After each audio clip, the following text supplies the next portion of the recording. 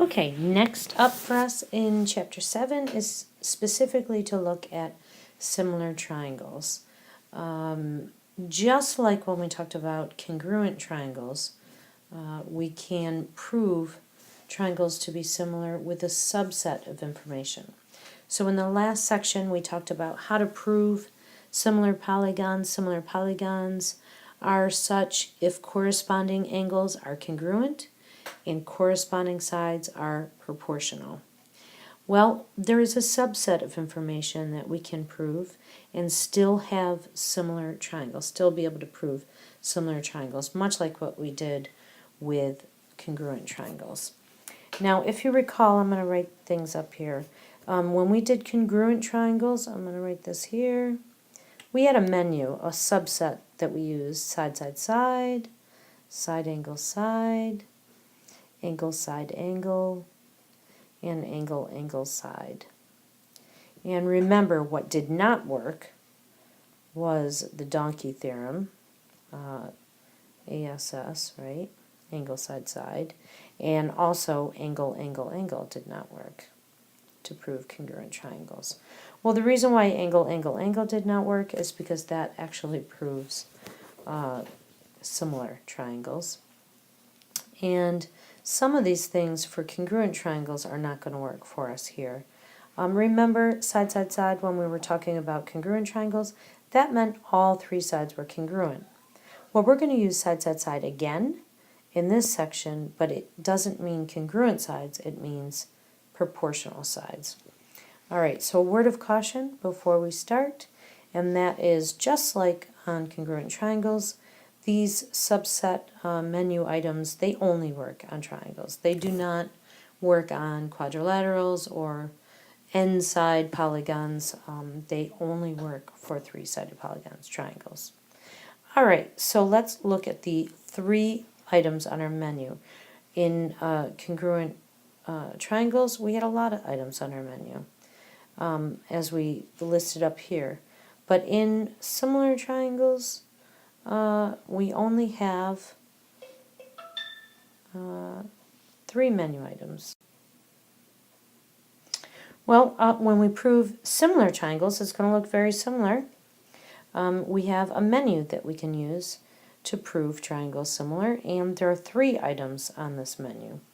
Angle, angle, or angle, angle, angle, we could call it. Side, side, side, and side, angle, side. Only this time we're using the same acronyms to mean something slightly different. So let's start out with angle, angle. If we have two pairs of congruent angles within two triangles, we know that the third angle must also be congruent. So angle C and angle H have to be congruent by the third angle's theorem. Okay, so here we have all three angles, all three angle pairs, congruent. And that is enough to prove that those triangles are similar. So with that alone, we can say that if all three of these angle pairs are congruent, in the interest of time, I'm not going to write it down, then we could say triangle ABC is similar to triangle, and I have to write everything in corresponding order, FGH. So the order matters. We're saying that angle A is congruent to angle F, and side AB to the ratio of side AB to FG is going to equal the ratio of BC to GH. So the order here matters. All right, let's take a look at side, side, side similarity. In this case, we're not saying that all three sides are congruent like we were before. We're saying if they are proportional. So for instance, if JK to MP is equivalent to LK is to QP is equal to JL to MQ. If that's true, if all three ratios are equal, then we can say those triangles are similar. JKL is similar to MPQ. And we would say that they are similar because all three sides are proportional. So it's a little bit dangerous because we're using side, side, side now. Not to mean that all three side pairs are congruent, but all three side pairs to the ratios of are proportional. So we're using the same acronym as different meanings. And the last item on our menu is side, angle, side. Likewise, and when we were talking about congruent triangles, we said that the included angle between two side pairs, the included angle is congruent and the two side pairs are congruent. When we're talking about similar triangles, we're saying that the included angle is congruent, but the sides surrounding them are proportional. So in this case, if angle S, the included angles, are congruent, as is marked on the diagram, and the sides surrounding that angle, SR, the ratio of SR to YX, if that's equal to ST to YZ, then we can say that those two triangles, triangle STR is, similar to triangle YZX, and we can say that by side, angle, side. All right, now if you have a thought in your mind about whether similar triangles are congruent or congruent triangles are similar, well, technically we could say that congruent triangles are similar.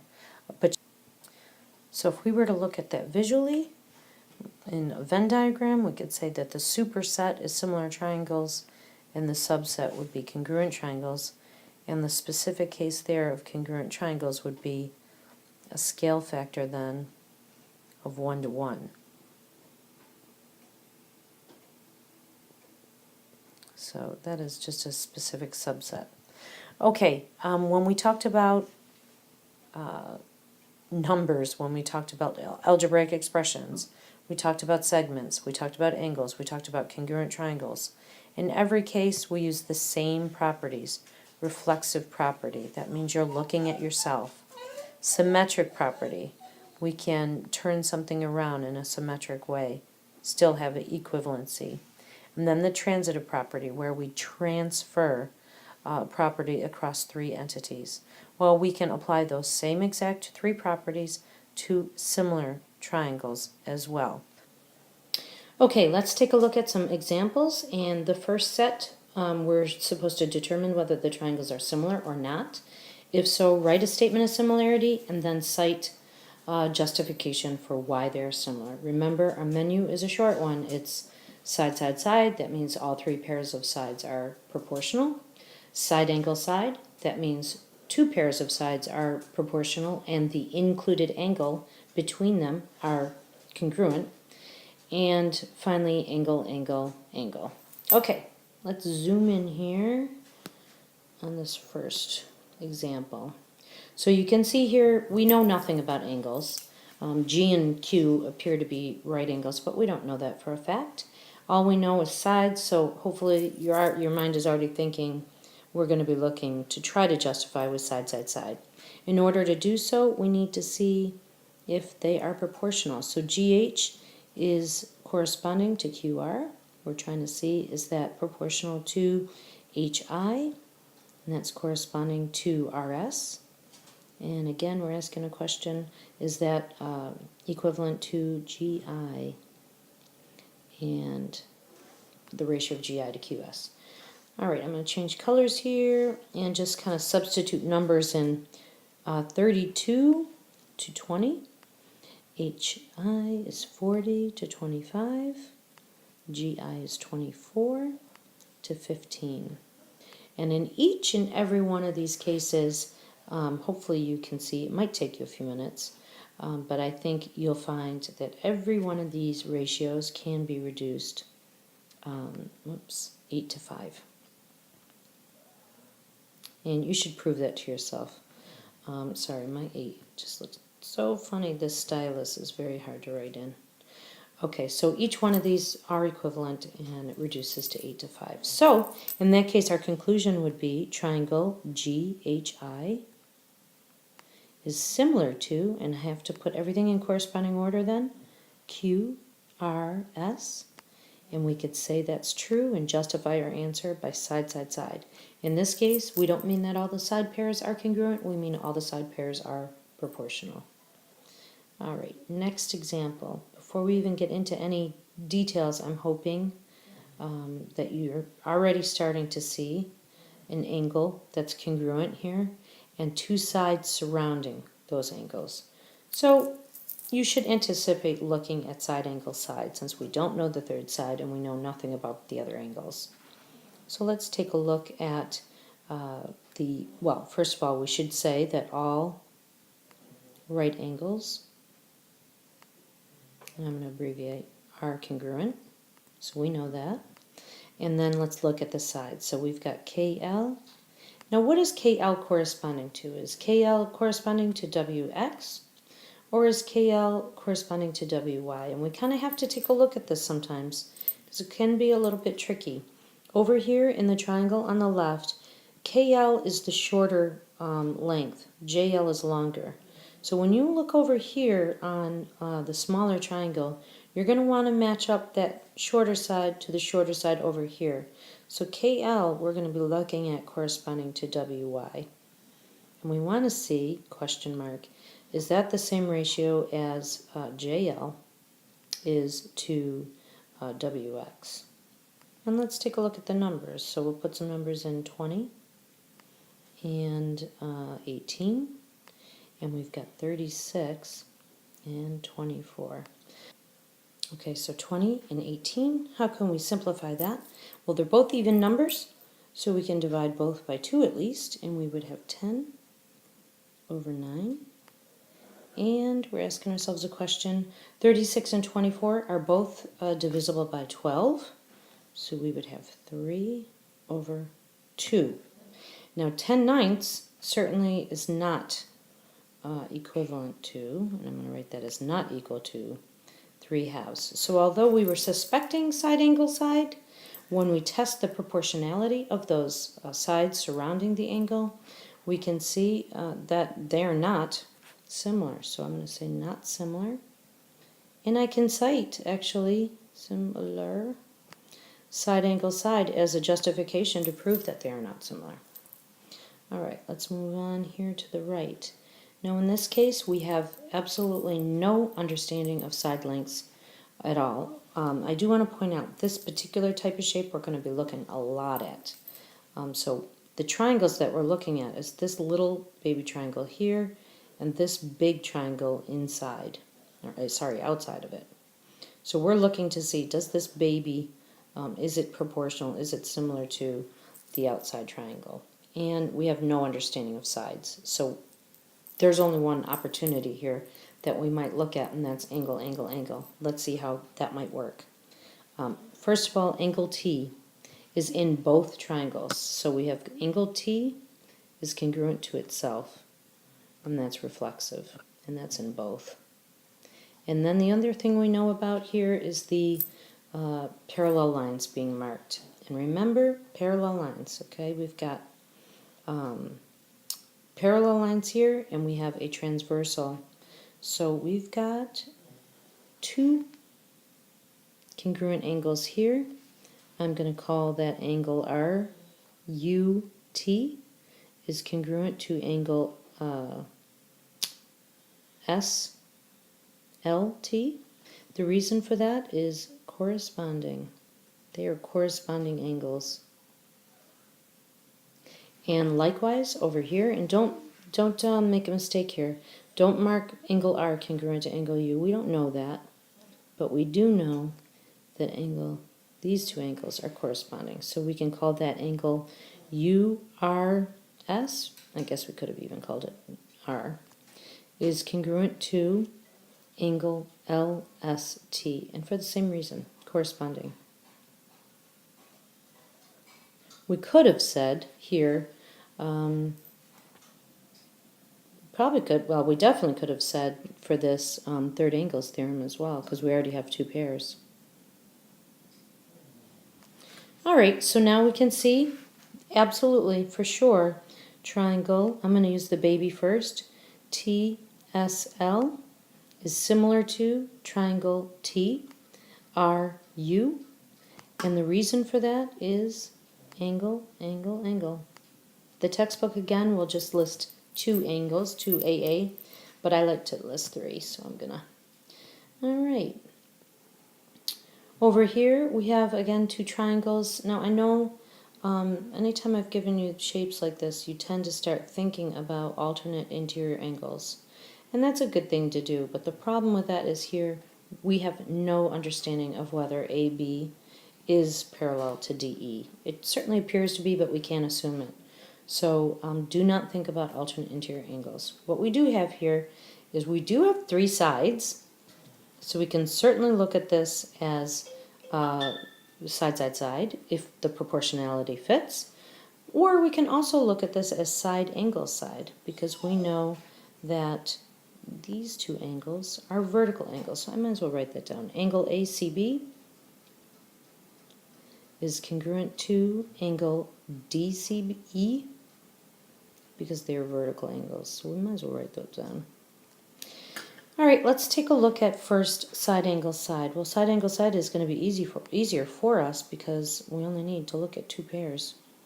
So the tough thing here is, are we going to be looking at 6 corresponding to 5, or are we looking at 6 corresponding to 4? And sometimes, oftentimes, you're going to see that this here is corresponding to this side over here. But really, you have to look at it very carefully because it could be corresponding to the 4. So I would tend to look at both cases here. Let's say AC corresponding to CE. Is that equivalent to BC and CD? And you might as well throw the third one in there, AB and DE. So let's fill in some numbers here. 6 and, oh, I tried CE first. I meant to try CD. Well, we might as well keep going with this. BC is 7.5, and CD is 4, and AB is 9, and DE is 6. Let's see if we can see any kind of equivalency here. I'm pretty sure you can see right away these are not equivalent. Okay, let's look at it how we should have looked at it at the beginning. AC corresponding to CD, is that equivalent to BC corresponding to CE, equivalent to AB and DE? All right, so now let's take a look at this. 6 and 4, and BC is 7 5/10 and 5, and AB is 9 and 6. Well, if we divide 6 and 4 by 2, we get we get 3 halves. And over here, 9 divided by 3 is 3, and 6 divided by 3 is 2. So we got 3 halves on both sides here. Now let's take a look at the middle. I like to get rid of decimals myself. I like to turn that into 75 and 50. I multiplied both by 10. 75 divided by 25 is 3, and 50 divided by 25 is 2. So here you can see all of them match up. So we could say triangle, and be very careful of the order of the vertices. ACB is similar to triangle. What's corresponding to A? It's not E, it's D. CE. And we could say that either by side angle side, or we could have said side, side, side. We ended up proving both. All right, let's move on to the last one on this page. And if you notice, this is very similar to the one above, where we have this triangle in the middle of another big triangle. We are not given any information about NP being parallel to RS, although they certainly appear to be. We don't have any information to go on with that, so we can't assume it. What we do know, though, is that angle M is congruent to itself, and that is reflexive property. And we have some surrounding sides. And what are the sides? Well, we have a little small triangle here, and we've got two surrounding sides, 10 and 12. And then in the big triangle, we have MR and MS. So let's take a look at a proportion. I'm going to go small to big, so I've got MN is corresponding to MR of the big triangle. So MN is corresponding to this larger side, and I've got MP is corresponding to MS. Let's take a look at the numbers. 10, using the segment addition postulate, MR is going to be 15 plus 10, or 25. We've got 12 and 30. So we can divide on the left both sides by 5, and we end up with 2/5. And on the right we can divide both by 6, and we end up with 2/5. So that's what we were looking for. So we can say, conclude that triangle MNP, again you can order those in any way you want, but after you put them down, everything else has to follow in corresponding order. So we have M, R, and S, and we can say that by side, angle, side. Okay, and we've got the last page here. Zoom in just a tad. Okay, well, maybe not. All right, we've got two lines that are being marked parallel, UT and RS. We're given some algebraic and numerical lengths for segments here, sides of the triangle. And we're asked to find missing parts. So we're being asked to find RQ and QT. So hopefully you're getting an idea that we're going to have to solve for x and then substitute in to solve. Now we're not told that these triangles are similar, so unless we know they're similar, we can't use a proportion to solve for x. So first we have to prove similarity. In this case we have those that Z pattern formed by parallel lines, and we know that the Z pattern is going to create some alternate interior angles. So we've got, I'm going to write it up here, angle U is congruent to angle S, and that's alternate interior. And of course we got the same thing on this side of the Z. So we've got angle T and angle R, same reason. So angle T is congruent to angle R for the very same reason, inside that Z pattern. A little bit cramped here to mark these. And finally, hopefully you see by third angles theorem or vertical angles, either one, either your choice. We've got these angles here that are congruent, so I'm going to call that angle UQT is congruent to angle SQR, and that's either vertical, or since we already have two pairs, we can say third angles, your choice.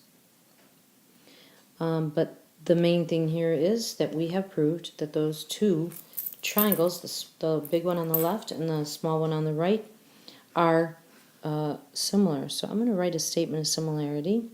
Doesn't matter how you order the first one. UQT is similar to triangle. What's corresponding to U is SQR. Okay? Now just even looking at the order of these vertices will help us write a proportion.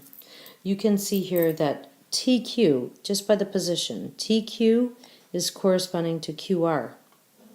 And you can see that UT, the first and the third position, is corresponding to SR. So, and you can see all of the corresponding congruent angles just by the position of those vertices and the lettering. All right, so let's write a proportion. We've got UT to SR, and that is equal to TQ, I guess I'll say, is to QR. And I'm not even going to write things above that because it's just too cramped. In fact, I didn't leave a lot of room for myself at all. 10 over 4 is to 2x plus 10 over x plus 3. And I'm going to pause there and zoom in here. And I'm sorry my writing is such a mess. Okay, so cross multiply. And remember that this 10 is multiplying the entire sum. And I'm going to go ahead and, just in the interest of space, do the distributive property in one full step. So 10 times x is 10x, and 10 times 3 is 30. Likewise, when that 4 comes up, it's multiplying the entire sum of 2x and 10. So we've got 8x plus 40. Now I'm going to subtract 8x from both sides, and I'll end up with 2x plus 30 equals 40. I'm going to subtract 30 from both sides, and I'm going to end up with 2x equals 10. And I'm going to divide both sides by 2, and I have x equals 5. So we're well on our way here to our answer. Now we're going to just substitute that in. We were asked for these two sides here, QR and QT, and I'm just going to substitute those in. So I have 2 times 5 is 10 plus 10 would be 20. And 5 plus 3 is 8. It's always a good idea to check, does this, work out? We've got 10 to 4. Is that equivalent to 20 to 8? And I think so. So if we divide 10 by 2, we have 5 over 2. And if we divide 20 by 4, we'll end up with 5 over 2 as well. Okay, so that checked out. Next one, again, we're given some parallel lines. So those are always going to be queuing into these alternate interior angles, or sometimes corresponding. We've got some algebraic and numerical expressions for side lengths.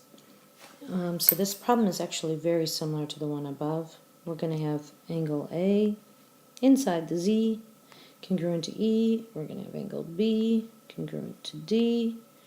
Third angles theorem, or vertical angles, your choice. We can say that these triangles are congruent, or sorry, not congruent, similar. A, B, C, and I'm going to write that in corresponding order. A as the single arc as I've marked it, so that's corresponding to E. And B is the double, so that's corresponding to D, and the one below, and C. Alright, so just by, again, the position of these letters, we can write a proportion. And so we're going to take AB, and that's corresponding to ED. And we can say, by the way, I should have set up here, we could say this by angle, angle, angle. Okay, so AB is corresponding to ED, and then the other side that we have is AC. That's in the first and third position, so that's corresponding to EC. And substitute. AB is 38, 5/10. ED is 11, and AC is 3x plus 8. And we're looking at x plus 2. And so we're going to cross multiply again. So I have, I'm going to zoom in, it's just so small here, I'm sorry about that. So I have 38.5 times x, and I have 38.5 times 2. 38 times 2 would be 76, and we would add one more for that half times 2, so that would be 77. I don't like the look of that. Ah, how did I change colors? And on the other side, we have 11 times 3x is going to be 33x, and 11 times 8 is 88. And I'm going to subtract 33x from both sides, and I'm going to end up with 5/10 x equals 88, and I'm going to subtract 77 from both sides, and I'm going to end up with 11. And I'm going to divide both sides by 5.5, and I'm going to get x equals 2. But let's go back and make sure that we're answering the question. We were asked to find the length of AC. So if I substitute 2 in there, I get 6 plus 8, which is 14. We should look at the other one too. 2 plus 2 is 4. And you can go through a check here to make sure that looks proportional. All right, last problem. Last problem is called Indirect Measurement. And we are actually going to be doing this outside ourselves when the weather gets a little bit better. We're going to be doing some indirect measurement using similar triangles like this problem, and we're also going to be doing some indirect measurement using trigonometry. All right, so let's read the problem. Josh wanted to estimate the height of the Sears Tower in Chicago. I don't know if you guys know much about Sears Tower, but for a long time it was the tallest skyscraper in the United States. It's certainly not anymore. He used a 12-foot light pole, and that's this right here, 12-foot light pole, and measured its shadow at 1 p.m. So presumably if the shadow is over here, we're told that the shadow is 2 feet. Presumably then the sun is up here, right? Somewhere up here, sun rays are coming down, and it's making a shadow. At the same time, he measured the shadow formed by the Sears Tower, and he found that that shadow is 242 feet. Now, I wrote here, he must be an industrious lad. I can't imagine somebody in the middle of Chicago able to measure 240 feet, 42 feet accurately. But anyway, this sounds like more of a theoretical problem than an actual problem. But we're asked to use these measurements to determine what the height, or estimate what the height of this Sears Tower is. And this is full of assumptions. Okay, the first, well, one thing that's not an assumption is the two little triangles have an angle that's reflective. It's equal to itself. It's in the teeny tiny triangle formed by the light pole. It's in the larger triangle formed by the tower. However, we're asked to use a proportionality to determine the height of that tower, and the only way we can do that is to prove that that little triangle is similar to the big triangle. And in order to do that, we have to make assumptions, which is never good, but we are. It comes with error. But the assumptions would be that the tower and this light pole are parallel.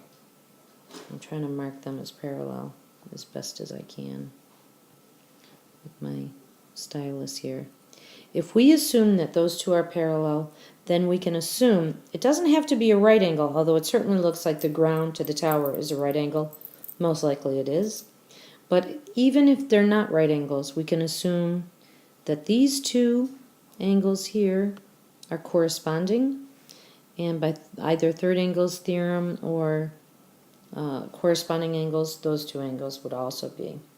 So the idea with most indirect measurements using similar triangles is that we have angle, angle, angle, basically. So by angle, angle, I guess, we're assuming that they are similar. If they are, we can set up a proportion, and we're looking at 2 is corresponding to 242, as 12, the height of the light pole, is corresponding to the height of the tower. So we're going to cross multiply, and we end up with 2x equals, and I'm just going to put here the 12 times 242. I'm not even going to bother multiplying that out. And then I'm going to divide both sides by 2, and I get x equals, and I'm going to simplify my math a little. 12 divided by 2 is 6. So now I'm just going to finish up and multiply. I'm going to do it down here. X equals 6 times 242. I'm going to make my math a little easier. I'm going to say 6 times 200 plus 42. Use my distributive property. So I have 1200 plus what do I have here? I have 12, maybe I didn't make it so much easier, 24, 25, right? So the height of this, and I'm going to not even put equals on, I'm going to put approximately. The height of this tower presumably is 1,452 feet. That's pretty tall. Okay, but again, please note lots of potential problems here. This ground we would also have to assume is flat, which it might not be. It might be hilly, it might have bumps in it, so there's a lot of problems to indirect measurement, but it is pretty handy. All right, thanks for listening. Hope this helps. Take care.